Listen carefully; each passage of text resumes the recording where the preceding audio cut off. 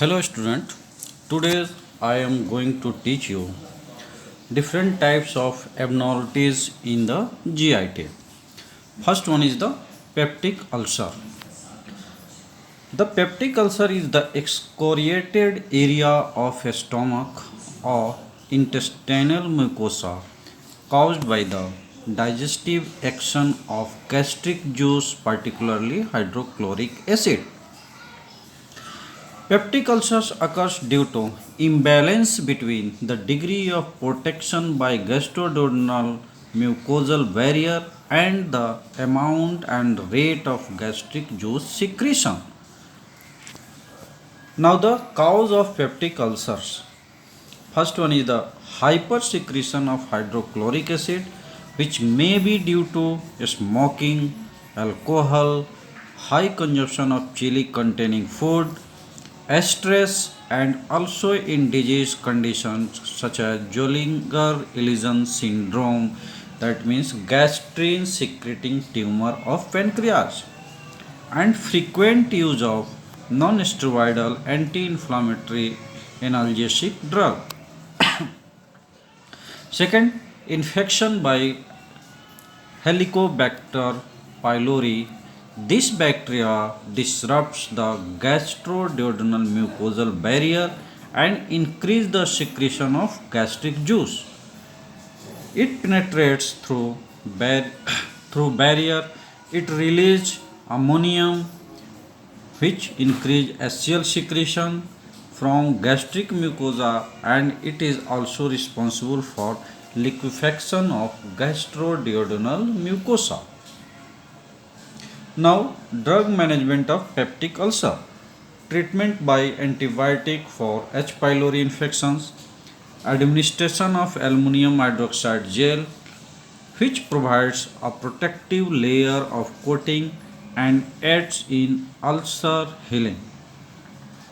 Third one is the suppression of acid secretion by prescribing H2 blocker such as cimetidine and ranitidine. Fourth one is the use of proton pump inhibitors such as omeprazole, pantoprazole, which decrease acid secretion. Next one is the gastroesophageal reflux disease. Due to incompetence of lower esophageal sphincter, causes reflux of acid gastric contents into esophagus called gastroesophageal reflux disease. This gastroesophageal reflux disease leads to ulceration and stricture due to scarring. Gastroesophageal reflux disease producing heartburn and belching and esophageal discomfort, and this gastroesophageal reflux disease will relieved by use of antacid and proton pump inhibitor. Next, the vomiting. Vomiting or emesis is the forceful expulsion of food from stomach or intestine through the mouth. Now, sequence of events of vomiting. First one is the nausea is first experienced, and then salivary secretion is increased and breathing becomes deep, rapid and irregular. Second, retching, that means the sound of vomiting. Third, glottis close and remains shut till the expulsion of vomited material ejected. Nasopharynx also closed by the raging soft palate. The purpose is to prevent the entry of any vomited material into the trachea and nose. Fourth one is the pyloric part of a stomach contracts firmly, and at the same time antiperistalsis may take place in the stomach, and the cardiac sphincter and esophagus relaxes, and gastric contents are therefore passed into the esophagus from the stomach. Now Esophagus contracts by active contraction throughout its length and esophageal contents are emptied into the mouth. Here soft palate is raised and shut off the nasal cavity from the throat. Now the initiation of vomiting.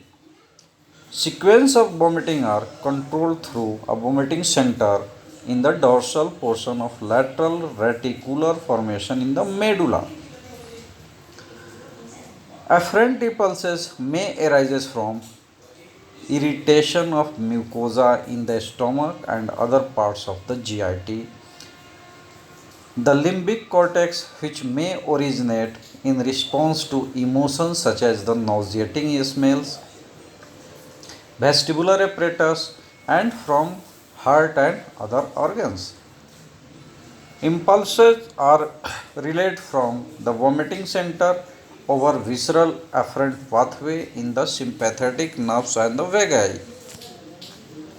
True vomiting center is the chemoreceptor trigger zone located in or near the area postrema on the medullary surface. The trigger zone contains chemoreceptor cells which initiates vomiting when they are stimulated. Now the next one is the adynamic ileus or paralytic ileus.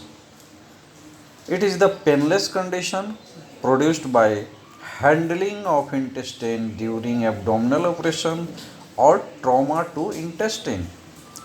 This causes direct inhibition of smooth muscles.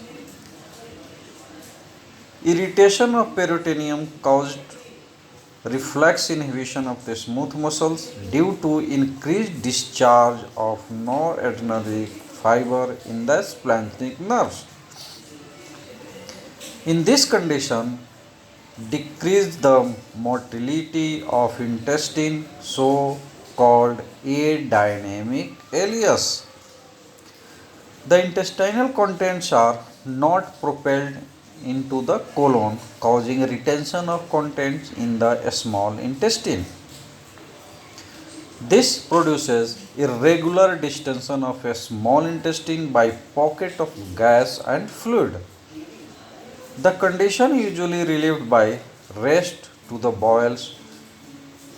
Intestinal peristalsis returns in 6 to 8 hours. Next condition is the constipation. Constipation is the result of neglected urge to defecate. It is due to adaptation of sensory mechanisms and its reflex effects. The symptoms produced by constipations are anorexia, nausea, abdominal discomfort, distension of abdomen, hard tongue, and foul breath. Associated symptoms are headache, restlessness, irritability are due to anxiety. These symptoms are relieved with evacuations of the rectum. Next one is the diarrhea. Increase in frequency of passage of stool is called diarrhea or loose motions. It has many causes.